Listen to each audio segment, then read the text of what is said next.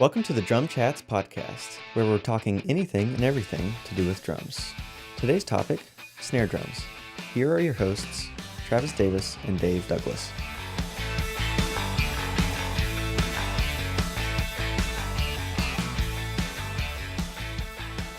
Hey everybody, this is Travis with DrumChats, and today we are starting our first series of episodes, and our topic at hand is snare drums. And we're going to be dividing these up over the next couple of episodes on what makes a snare drum, whether it's the size, the type of shell, even into your hardware, different kinds of snare wires, all that kind of stuff. So over these next couple episodes, we're going to be breaking up this topic and diving into, I think, what a lot of drummers really obsess over are different kinds of snare drums. But before we get to the topic, I'm sitting across a couple states from Mr. Dave. Dave, how are you, man?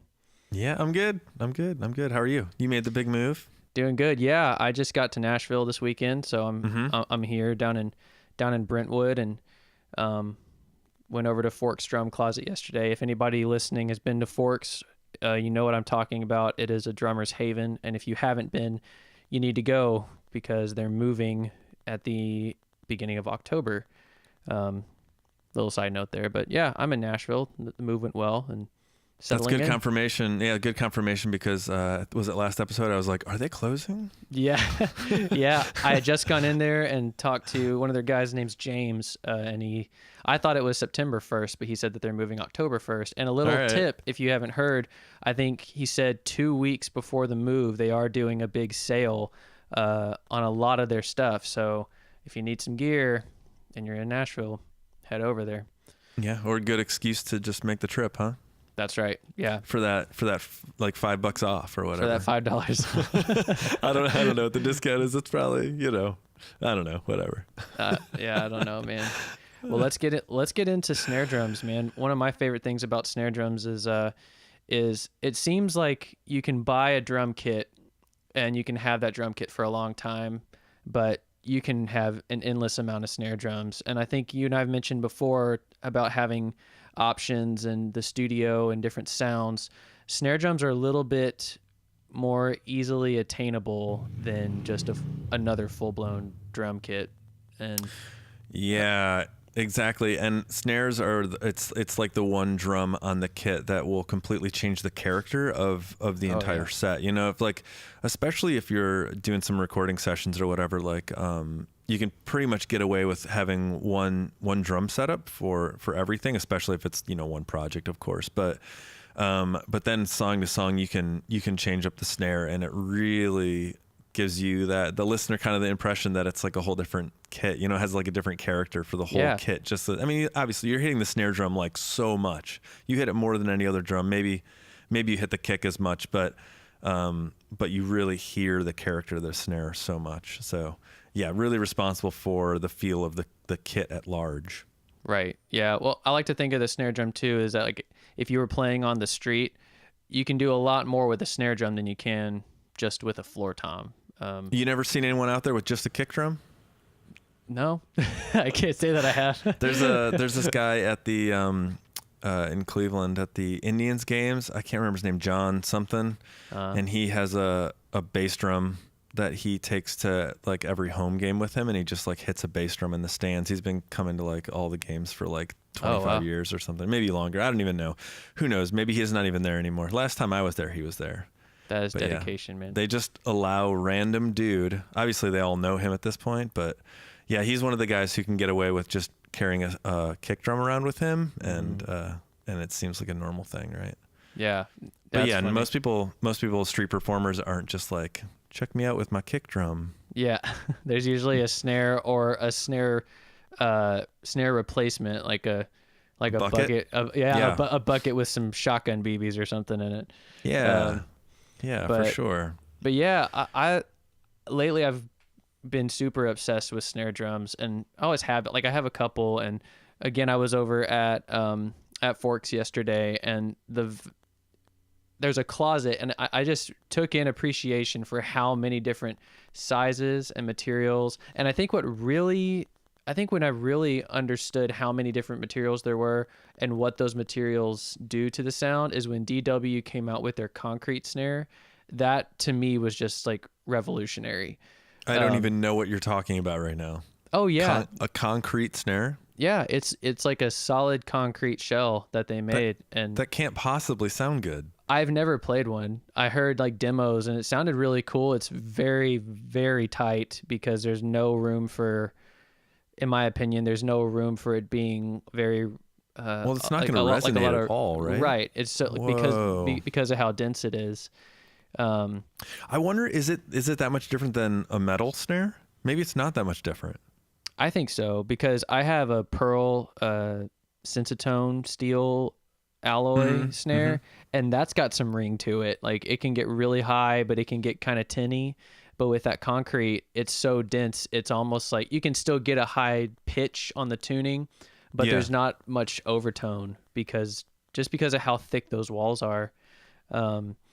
Walls. And even, I like that you called them walls. Yeah. Are they walls? Is that what they are? I'm gonna call it. I mean, it's concrete, so that's got a little cylindrical building between your legs. Okay. Okay. Man, I've never heard about this concrete snare. Maybe I should have, but it sounds really ridiculous. I mean, I don't know. Maybe I'm just biased to DW, and I don't own anything that DW makes except a PDP popcorn, which I'm actually looking at. A little popcorn snare? Yeah, a little 10x5. And I drilled some vents into it, and we'll actually get into venting in one of the future episodes because I love vents and what they do. But I don't know what it is, man, but whether it's concrete or bell brass, which is there's a bell brass snare I really want. But I think there's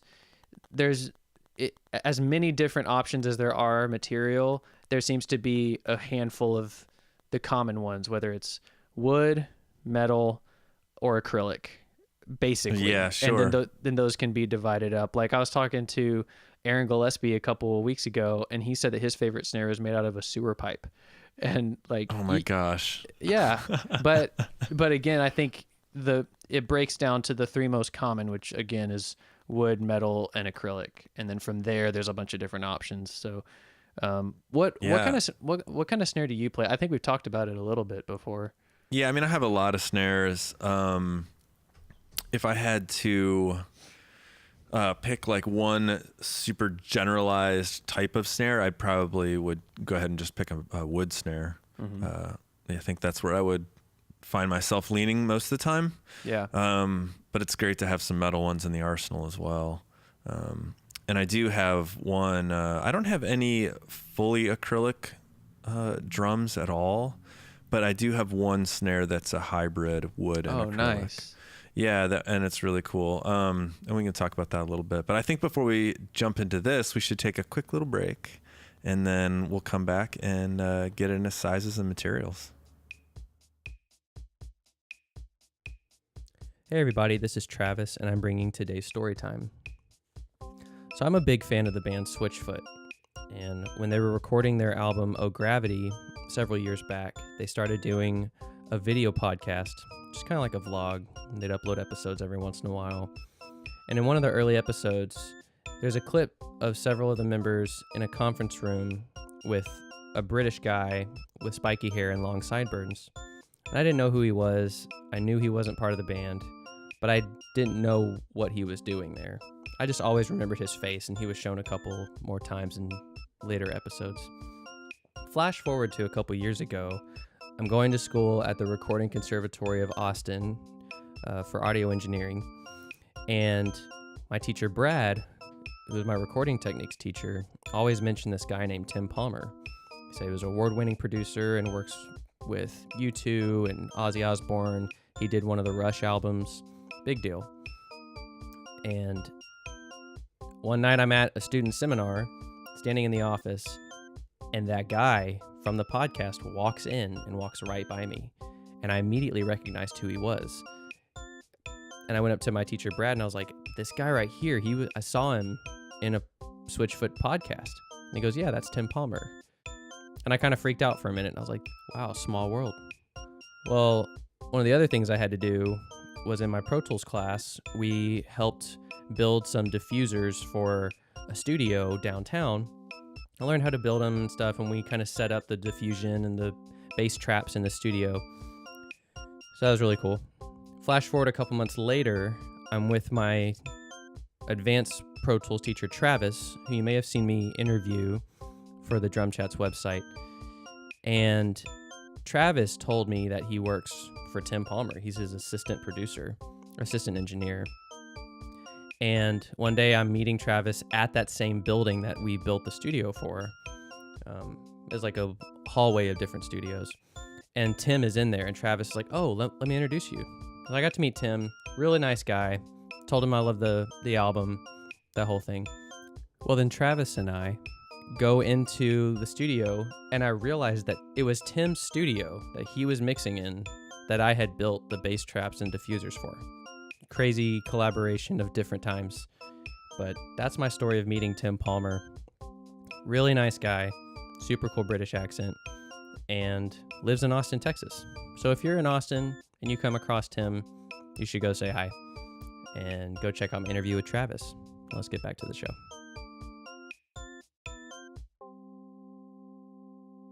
Hey guys, welcome back to the show. We're going to jump into some sizes and materials of drums here. I think I would say the standard size that is probably pretty agreed upon would be a 14-inch drum for a snare drum. And I think of a 5.5 depth as being like standard. Oh, okay. That's kind of what I feel like if you're going to go to whatever random drum shop, you're going to see that as like your basic snare. Yeah. 14 by 5.5, although, that varies quite a bit. Most of my snares, more of my snares are 14 by 7s than anything else. Oh, wow. Big one. Yeah, that's kind of where I lived there for a while, and every snare I got was a 14 by 7. I was like, oh, I don't want to switch my stand in the middle of a show when I break a head. I just want to throw another one on. It's the same size. Yeah. You don't have to screw around with it, Yeah. But yeah, I have some other sizes as well.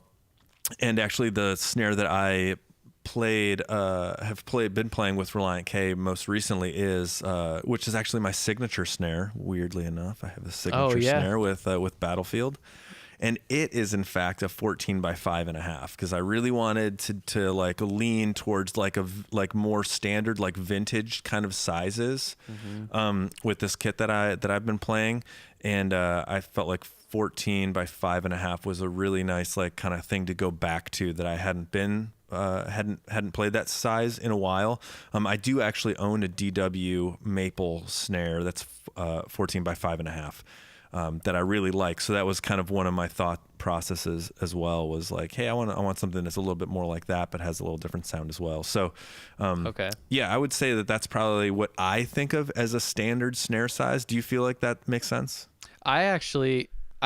I think of 14 by 5.5 whenever you go buy a kit with a snare drum. It's like the one that comes with it? Mm-hmm. Yeah, the one that you replace? Yeah. However, and I could be wrong, but I've always thought of 14 by 6 or 14 by 6.5. At least now, I think a lot of kits are moving that way, because the last kit that I had bought, it came with the 14 by 6.5, and I've since messed with that snare, and I still have it, but I've taken the wrap off and whatever. But to me, it seems like 14 by 6.5 is becoming more common, at least, because for a while I do agree 14 by 5.5 was pretty standard sizes.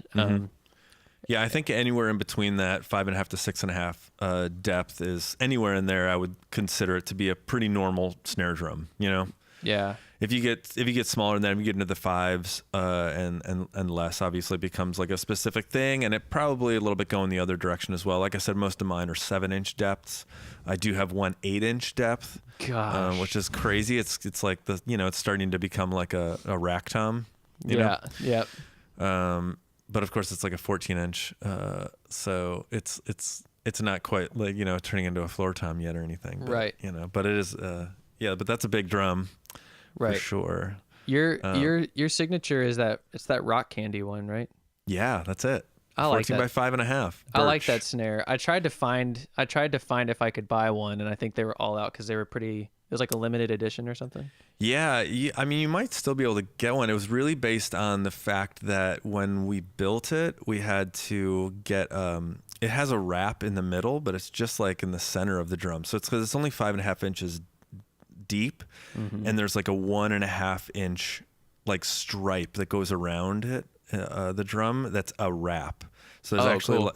so there's actually like one layer, one ply of wood that's removed right in the middle, and there's a wrap placed in it. So it's like an inlay almost. Yeah. That's And cool. so, but to you have to buy like a whole sheet of the inlay, so it's like, I don't know how, it's like 4x8 foot sheet, and then we only used like 1.5 inch wide little strip or whatever. So it was based on the number of snares that could be made with that. And I bet Colt still has some laying around or whatever, but Right. but yeah, you should get one. It's actually such a cool snare. I really like it. It's it's birch, which we'll get into that a little bit as well. The materials, it's birch, and then it has reinforcement rings that are maple actually. Oh, sweet. And it's a really cool drum. It's really cool for sure. Did you get really crazy with the bearing edge or anything? No, just like a standard bearing edge. I think it's I think the drum is 8 ply, or is it 10? I guess 10 ply is standard for snares. So Pretty standard. Yeah. I think it's 10, and then it's got the reinforcement ring as well. So it's probably like, I don't know, like it's a few plies on the inside, like going up to the bearing edge, and then the cut out is significant, of course, a lot more plies. But it's pretty standard. It's kind of a modern bearing edge. Yeah. So nothing weird there.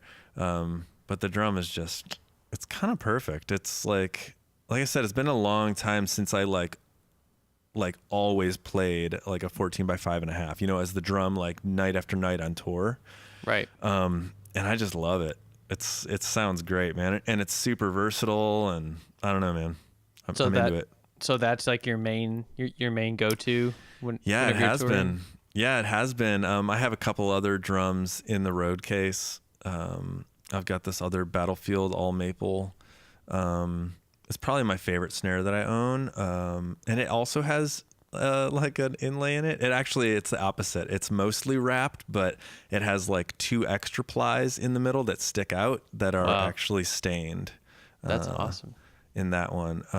And that one's super cool. It's all maple, and it's just a big fat maple drum, Yeah. It also has reinforcement rings in as well. Okay. But yeah, enough about my snares. I feel like we're just going to go down the rabbit hole of what snares I own. We'll be here all day. We could, man. It makes me want to find, which is impossible, but it makes me want to go find your storage unit here in Nashville and Yeah, it's there. See your gear. We still need to make that happen at some point. Yeah, you're not far from it actually at all. Oh, okay. Yeah, you're probably only a couple miles from it. So it's in Brentwood, the storage unit. Yeah. Cool. Treasure hunt starts today. Yeah. All right. Yeah. Exactly. Go find it. That's cool, man. So you said that is your. Do you record with that one as well? Yeah. I mean, I record with all of them. Well, yeah. Yeah. So usually most recording sessions, I'll take a handful with me, at least 3. Sometimes more, just depends on the number of songs or whatever. But yeah, typically I'll take just like what I think of as kind of a normal snare, which would just be a maple. Like I said, 14x7 is kind of what I rolled with for a long time. So Cool. I would typically take a maple that's somewhere around that range. I would also take some sort of a metal snare as well, and then usually something off the wall. I have 2 different birch snares, and I've got an oak snare that I actually took to the last Reliant K recording sessions, and so I usually just try and take a little bit of a variety, and then even within the different drums themselves, like just to differentiate them even more, I'll usually try to have different heads on the different drums, just to cool. just to have wildly different sounds available. Gotcha. Yeah. Okay. What about you? What do you normally find yourself playing for snare? My go-to is a 14x6 acrylic snare. Oh, really? That's your like go-to. That's your like everyday. That's my drum, favorite, man. No way. It's a Risen Drums custom acrylic. Okay. And it's really Okay. thin, and it's a 45/45 bearing edge. Mm-hmm.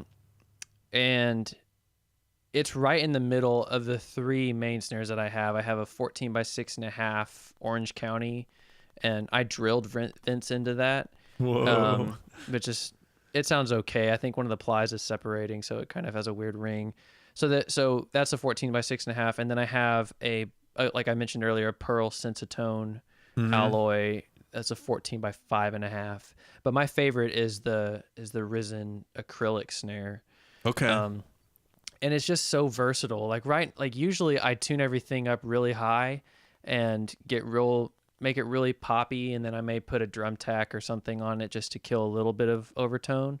Okay. But lately, I was playing a show the other night, and one of the tension rods just kind of worked its way loose, which was right where I hit with my stick. Yep. And all the time. It got really fat, and Yeah. I loved it. Like it sounded really cool. So that we'll need to get into some like tuning tricks at some point, but that's one of my favorite things to do actually is take the tension rod like right between my legs, like kind of like right where my stick is hitting, and just literally just loosen it all the way.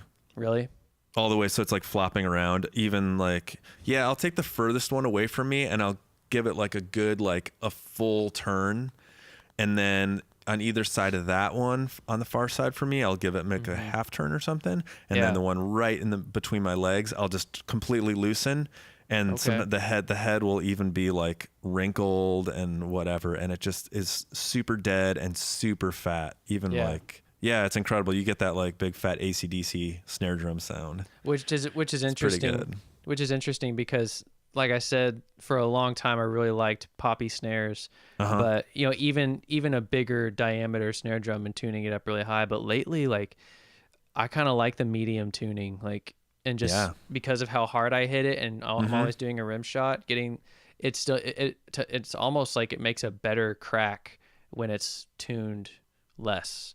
Yeah, it can be really, really powerful. Like when it's tuned lower, the feel is way different for any drum that's tuned lower. Yeah. And so depending on the style and what you're doing, like for the most part, I'm not doing a lot of doubles or things like that on the snare drum. I occasionally will do a little bit, but it's really challenging because I tend to tune my snare down pretty low. Yeah. And so it's like trying to do doubles on a pillow, it's just like really hard, Yeah. But I like the way it really sounds down there. I like to have my snare really low and really fat and kind of thuddy and pillowy a little bit, Gotcha. But yeah, it's not always the best for doing anything with subtlety, Gotcha. Yeah, you kind of have to lay into it to get it like a crack out of it, but it's a big, big fat crack, Right. Yeah. Do you know much about A&F drums down in Austin? No. No. Rami Anton. Hey, Rami, if you're listening. If you guys haven't heard of A&F, you need to go check out their Instagram because they make some crazy drum sizes. In fact, our friend Garrett Goodwin here in Nashville has one or two, and his was the first one I'd ever seen in person before I went over to their shop in Austin. And they have like a shotgun snare and a pancake snare, and what they're like ridiculous size snare drums, like 16-inch snares, but they're only like 5 inches deep. And then he made one. It's 28 inches on, and it has floor tom legs, and it's only like, I want to say like 5 or 6 inches deep. It's ridiculous, but it sounds. What do you do with that? It's very like, whenever I see Rami playing it, it's very like. He plays it. Yeah, he plays like on a drum kit. Yeah, somehow. Like, I don't even understand it. Are his toms over top of it? I'm gonna have to find some links, and we'll put them on the DrumChats website, so you guys can go see this. But it's like he's sitting in front of a giant pan, and then he may have a floor tom off to the side or something. But that sounds incredible. But the snare drum is definitely the center of everything because it's so big. But it sounds really cool, and they make their own custom snare wires, obviously. Yeah, obviously. But the depth and the punch that thing has, and he's still able to do buzz rolls and stuff on it. No way. It is a work of art, man. It's really cool. And I don't even believe anything that you're saying right now. I don't even think that's true. I think you're making this up. Yeah, I'm gonna have to send it to you, man. It's gnarly, right. But going like that big, and man, we could even get into, marching snare drums and and like all the stuff that goes into that and getting them really tight and poppy. But I wanted to ask you, have you ever played like a 13 or a 12 inch depth snare drum? No, diameter. Oh, diameter. Yeah. I have a couple of 13s that are like really old. They're not even in working order. Actually, one of them is in working order right now. And then there's one or two that are like almost like garage sale snares that I just found that are like really kind of garbage right now, but they just seemed cool. And one of them that I have that's not in working order is an old Gretsch that I don't know I have to look up the serial number and see what it is, but it's old for sure. Okay. And then there's two other 13s that I own, and both of those they're all like really, really skinny as far as the depth goes. They're probably like 4.5 or 5 inches tops. Okay. They're really small drums. But other than that, so just a couple of random 13s and really only one in working order. Okay. Yeah. You said you have a popcorn though? That's like a little guy. Is that like a, what is that? Like a 12 inch or what is that? It's a 10 by 5. 10. Oh, cool. Yeah. I've always wanted a 12 for a side snare. But they're not very common. Like I went to Cymbal Fusion in Houston, and they have a really cool drum shop, and he had a 12 by 5 like carbon fiber snare, and that was really cool. But it seems like when you're getting down below 13, it's like if you're gonna go down there, it's typically because you want a very small snare, and so there might be that gap in there that there's just not a lot of market for, like a 12 or whatever. Yeah, it seems that size of a drum. Yeah, it seems like the 13 and the 14 are the most common snares that you can buy just to replace on your main kit, and then a 12 is like it's usually a side snare but could be a main, and then definitely when you get to 10 by 5, unless you're playing like a cocktail kit, usually those are side snares. And I always thought the side snares that like the little popcorn ones that you're talking about that you have, I always thought those were really cool. I never had a ton of use for it, but I always really thought it was cool when I saw people using them. They're fun, man, because of what I like to do with all of my snare drums. And you mentioned earlier when you're recording, you use like different kinds of heads on your different snare drums to really maximize the difference. Yeah. What I like to do, and I'm wanting to experiment a little bit more, is I take all my snare drums and put the same heads on all of them, and I tune them exactly the same, so I can really hear the tonal difference at the just by the integrity of the shell itself. And then go from there. Right. Have you found that when you did that they were dramatically different, or did you feel like it was more subtle?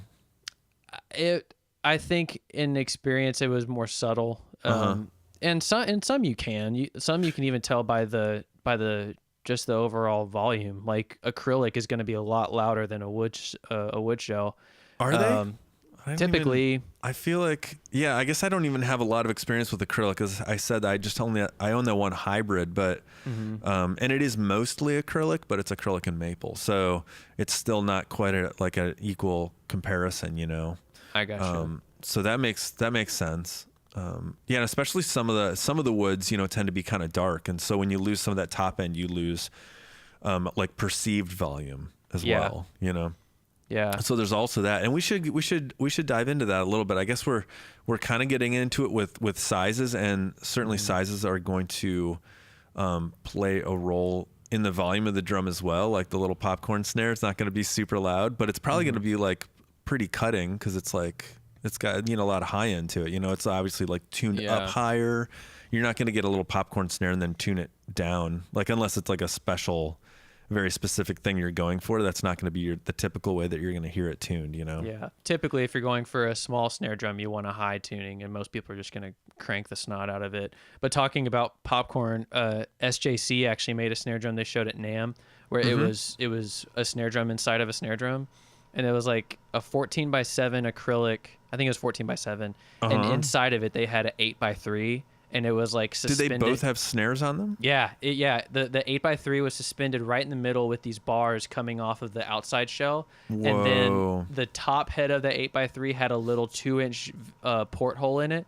And then the bottom had its own wire, its own snare wire. And then the main one obviously had a snare wire too. But it was like, I only saw a video, so I can't imagine in person. Yeah. It was super sensitive because of the dual snare wires. Battlefield company that I've worked with a lot. The old owner, Colt Bridge is the guy who owns it now, but Roger Kowalski was the original owner, and he showed me at one point when I was at his shop that he was building some chamber snares that are similar to what you're describing, but it was just like two shells, a shell inside of a shell, and so that the inner one would be vented. And then the outer one would also be vented, but like the vents wouldn't line up, Offset. They'd be offset venting.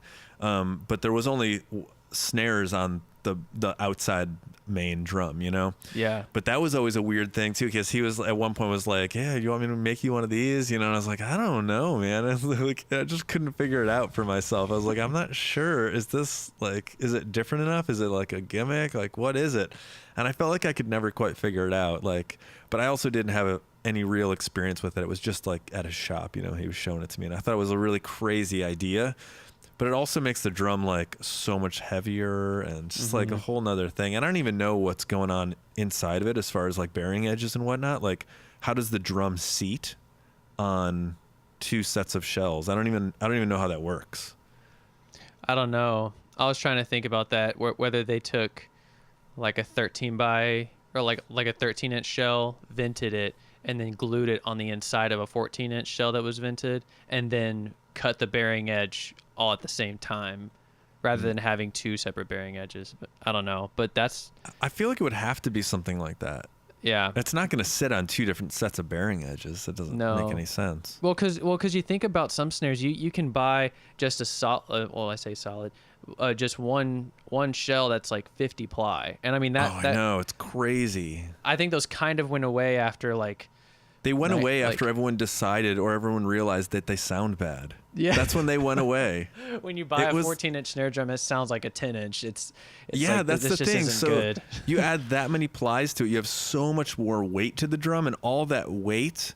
And all, like the thicker, especially with any drum, actually any drum, but especially with wood, you have the ability to add like an outrageous number of plies of wood to create the shell. You obviously can't make.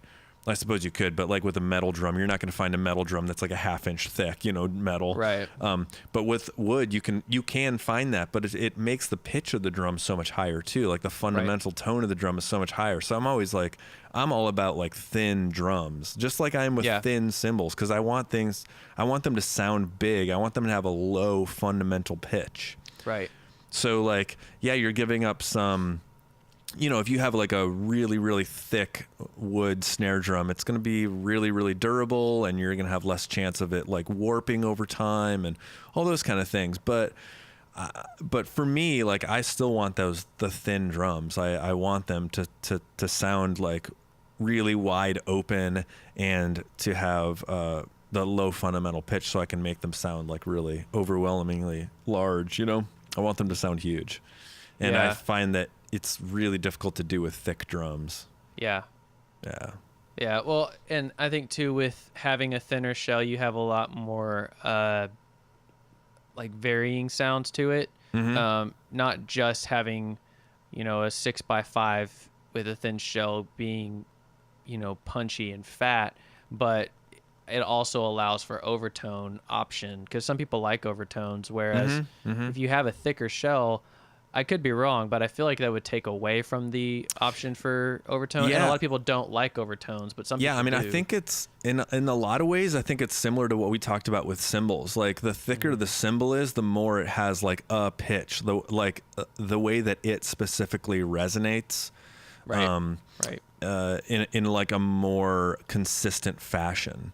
Yeah. So but yeah, the thicker the drum, the higher the pitch, and for me, know, I'm not into that. Yeah, well, it's interesting to see the evolution of snare drums too over time. Like I was at Memphis Drum Shop, and when I was passing through Memphis the other day, and they had Ringo Starr's Ludwig in there. Oh, like for real? Like his legit kit. Oh wow! I about drooled over that thing. But there's one here in Cleveland, one of his kits at the Rock and Roll Hall of Fame.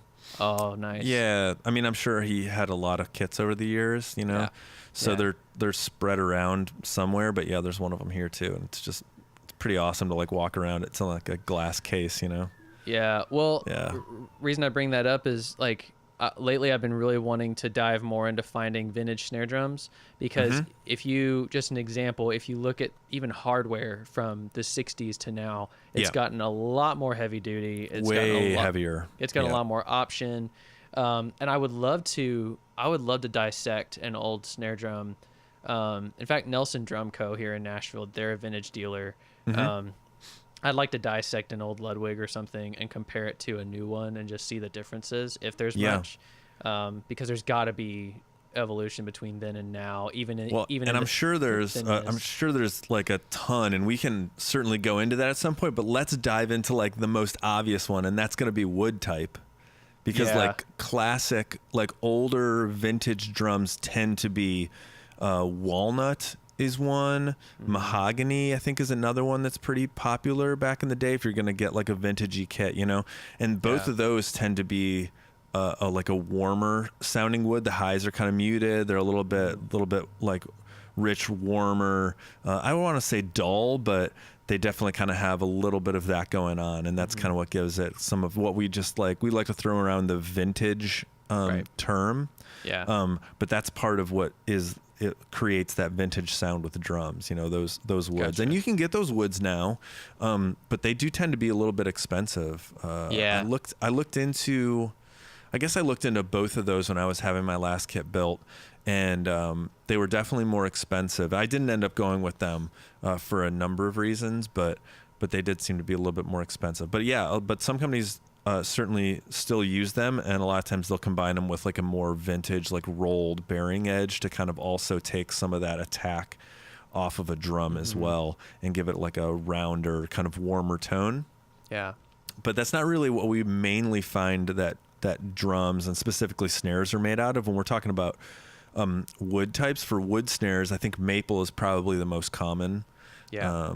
Which maple is just a good all around wood. It is nice and warm, but it's not overly dark by any means. It's like a nice good balance, which is certainly why a lot of companies, you know, make their snares out of maple. It's the most common thing, I would think. Birch is pretty common as well, and I've got a couple birch drums as well. And they tend to be a little bit more scooped out in the mid range. Right. You've got like, so they to me, I would describe them as being a little bit more focused. Yeah. You get that mid range scoop out of them, but still nice big like fat bottom end, and a nice top end that's really bright and open as well. So birch can be really, really good, just like a really good sounding drum for sure all around, but with snares especially, you get that nice crack with the snare, but good punch as well. You know, they tend to have a pretty good crack to them without doing any craziness with them. They come that way, you know? Yeah. Well, let's take another break, and then we're going to come right back here talking about materials again. Hey everyone, this is Dave, and it's time for the tip of the day.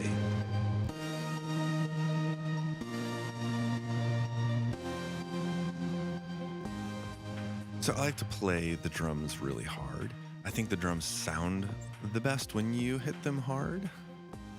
And I like to play with a lot of energy, and I like it to also look like I'm working really hard. I think that adds a lot visually to the show, is like when the drummer's really into it.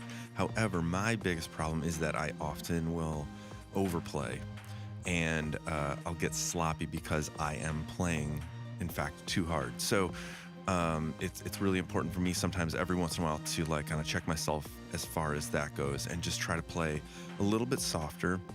And I like to think of it as just like, if you kind of just take the edge off, you can feel like, hey, I'm going to back off like 20%. But in reality, it's like really probably not even that much. It just offers a lot more control, and you can kind of rein yourself back in. So go ahead and try that out when you feel like you're getting a little bit out of control and overplaying and getting a little bit sloppy. And I think that is going to help you out. All right, back to the show. Hey guys, we're back talking about wood shells specifically, and Dave, you're talking about birch. The first time I'd ever really heard about birch being used when I was still learning about drums was I had heard a drummer, I think it was B-Wack from David Crowder, talking about his kit, but his toms were made out of birch, and he was talking about how deep how deep of a resonance that they had, I guess because of the density of the wood. And then I saw that people were doing that with snares, and I've never played one, and I think my woods, the snare that I have is, or both of them are maple, but I've seen where some guys too, and DW I think they're bringing science to drums, like it's insane. But there's snare drums of like made out of trees that were sunk, like some kind of like wood that is super expensive and you can't get, and going into like the density and stuff. Is it the density of the birch that I'm sure is it less dense than maple? I don't know. Any I wish idea? I had a good answer for you, but I know that the wood grain definitely has something to do with it, and how tight the wood grain is, and I'm sure that also is directly tied to the density of the wood, but I don't know. And if we probably took like a few minutes and checked it out, we could probably find some answer on that, at least a direction, but I'm not specifically sure about that. But I did want to quickly address though, like the reason that I feel like birch has kind of like a deep sound to it. I do think it's like not, it's not, I think it's almost like a false deepness to it because of that the mid range that's scooped out a little bit. It has like, I feel like it accentuates the low end a little bit, and there's like a really, really nice punch to it because of that. You don't get that muddy low end that some drums will have, so that's the reason I really like birch. In fact, the main kit that I've been playing is birch for like the last couple years. Okay. But I have mostly maple kits. Most of my kits are maple, but I just have the one birch kit. But I love it. Huge fan for sure. Okay. I'm reading something right here. It actually it backs up what you said. It's just a forum, but the guy was talking about maple, and he said that maple is a warmer tone bringing out the mids and low areas, whereas birch will tend to be a little sharper and focused tone bringing out the mids and highs. That's interesting. I've never played a birch shell, but that sounds like it would be kind of the alley that me personally that I would want to go. Yeah, I think to me it actually is a little bit of it's like a very modern sound. If you've got like your walnuts and mahoganies that are kind of muted top end a little bit and rounder tone, and then the birch seems very, very modern. And the maple does kind of like land somewhere in the middle there, where you still get that good top end with it, but it's a little bit rounder than the birch. Okay. So it's definitely a specific sound, and that's another reason why when I had my latest kit built, I went with birch because I wanted it to be really focused. I wanted it to be really punchy, but I didn't want it to be like overly so, like super modern-y sounding. I don't know why. When I think of birch drums, I often think of like gospel music, like gospel choir, like that kind of a drum sound. Yeah, it's very kind of like modern. That's kind of what I think of as birch often. But so I didn't really want quite that sound. So that's also a reason why when I had my last kit built, I went with really shallow sizes, because it'll get you away from like overly like attack heavy drum by shortening those sizes actually a little bit. So so I kind of have weird sizes with my drum kit, and it was always it's just a game going back and forth between the different sizes. Basically, I wanted something that was really all around useful, but wasn't maple, So I kind of like just threw a couple weird options at it and kind of like evening itself out between the different options, But yeah, I think both those options are great if you're talking about drums, like maple and birch, super all around good woods to use. But there's a ton of other ones that people use, but a lot of them do tend to be a little bit more specialized and expensive. I do have an oak snare drum as well. Cool. That's just super loud, and it's kind of mid-rangey. It definitely has a little bit of a mid-range focus, which can be a little bit annoying. It can be a little bit difficult to tune sometimes. Because of that, Okay. Do you have a specific preference with metal snares, or do you use those often enough to? Yeah, I mean, I have a Black Beauty which is brass, and I guess it's nickel. Is it nickel plated brass? Nickel plated brass, yeah. And then I have another Black Beauty style drum that's like a hammered, and it's coated in something as well, and I'm not sure what. But yeah, so I really like those drums a lot. I have been really wanting to get an aluminum snare. Nice. And they like aluminum snares tend to be kind of cheaper. And a lot of like student drums are aluminum. But it just has some characteristics that I really like. It doesn't resonate that much. And if you're familiar with like the acrylite snare, which is I was thinking that, pretty famous, like student snare drum that eventually like people figured out like, whoa, this is actually a really good drum, you know? Yep. But like those, they're like really dry. They don't have a lot of resonance to them. You can tune them up and use them, and they just don't get in the way. They don't you know, they don't ring a lot, and they're kind of easy to work with, and they have a specific sound as well. I don't really quite know how to describe it, but I have really been wanting to get an aluminum drum, which I don't own. Yeah, I was looking up some acrylites the other day, and you can get them for decent prices, like around like I think I saw like around 200, 250 maybe. Yeah, and there's so many around that you can probably you keep your eyes open, you can find them at like garage sales and stuff, because they're like, people just had them. Like people would get them when they were like 12. Yeah. You know, and there's just like when they're learning snare drum in band or whatever. Yeah, well, I was watching another video of David R, who we had mentioned, I think, in the last episode, and he has two, and both of them he found at Goodwill. Oh yeah, he probably got them for like $10 or something, right? Yeah, if maybe something like that, which makes me want to go to Goodwill. Yes. Yeah, I've always wanted a Black Beauty, and I've played on one a couple times, but I think we mentioned it too. Getting in, you talked about the hybrid side of things earlier. Yeah, I watched a video of Adam Willard talking about a snare drum that he had. It was wood and Black Beauty combo. And, oh wow! You know, getting into the hybrid side of things, like that just expands the options so much more. Yeah, and hybrids can be weird because it's like you have these characteristics with the different metals or woods, and then you combine them, but they don't quite combine because they're two different pieces that they're like. I mean, I guess they're fused together in some way, but they don't really interact.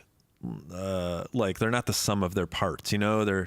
It's kind of a weird game, and I think sometimes it doesn't really work. Like I said, the one that I have that's acrylic and maple, I really like it, and to me it sounds quite a bit like an acrylic drum, but I don't own an acrylic drum, so I'm not maybe the best judge of that. But it definitely has that very focused sound to it.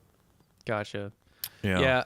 Yeah, I don't have a ton of experience with especially hybrid, but even metal snares, whatever it might be, because now you can get, it used to be just aluminum, steel, and the brass, and now you can get like copper, and then you can get like hammered brass and hammered copper, and and there's even like titanium and like other weird things like that, you know, machined aluminum and like all kinds of stuff. Right. And I guess like we talked about with the snares, when it comes to wood, when it comes to metal, you really are primarily talking about steel, brass, aluminum. Those are like the main options out there. And of course, all these other ones do exist, but those are the three that you're going to run into more than anything. Yeah. I would like to know when companies come out with different, like you said, coating ones like nickel plated brass or you know, I don't know, copper plated aluminum or whatever. When they come up with all those different options, I'd like to hear the explanation of the people behind the design and how they would describe it or where those ideas come from. And especially, I'd like to have all of them lined up, have them all tuned the same with the same heads again, and record them all and hear the difference. Yeah, I mean, could we be so lucky, right? Can we line that up? We should we need to figure out how to make that happen. It's somehow, someday, some way. Yeah, that sounds good. Well, and maybe we can get into that a little bit later in the series. We talked about kind of going over some classic snare drums as examples of what we're talking about here, and we can get into kind of things that are particular sounds that certain drums are known for, or maybe examples of even songs that we know a specific drum was recorded in and whatnot, you know? Yeah. Like actually on the Reliant K record 5 Score, about half of that record is a Black Beauty. Oh, cool. Yeah. Which was weird for me at the time because I didn't have a Black Beauty at the time, and like rarely played a metal snare drum. We got out there, and Howard Benson was the guy producing that record, and he was like, "Oh, I like to use Black Beauty on this thing," you know. So he's like has very specific ideas, you know, what he likes to hear for drum sounds and whatnot. So yeah, so a lot of that record is a Black Beauty. That sounds great. Nice. Yeah. Yeah. We'll have to tackle that. And again, if any of you out there play some crazy snares that we haven't mentioned, or shell types, or even have expertise on different metal snares and stuff, please hit us up and send us your thoughts. We would love to hear them. And again, you know, so we can learn it as well, because we always have these questions. But unfortunately, we're out of time for today. But again, this is the first episode of our snare drum series. So in our next one, we'll be tackling some different topics on snare drums. And you can find us on Instagram, Facebook, our website, DrumChats.com. And you can reach out to us at our emails, Travis@DrumChats.com and Dave@DrumChats.com. That's all I've got. Dave, you got any final words for today? No final words. I guess these are my final words. Yeah, this is a cool topic here for sure. Like I said earlier, it's like so much of the character of the drum set is like all wrapped up into this one drum that we hit over and over. So there's just like a crazy amount of variety, and there's so many things that you can do with the tuning and with snare wires and all these kind of variations that are available with this drum that kind of creates like such variation in the drum set that you're playing. So so this is an exciting topic to kind of dive into a little bit. And I know we're kind of like going over a lot of generalities right now, and hopefully by the time we get through this, we can have some pretty good ideas of maybe what you want to put together for your snare drum. Cool. And with that being said, you're listening to the Drum Chats podcast. Stay tuned for our next episode, and we'll see you guys next time. See you guys.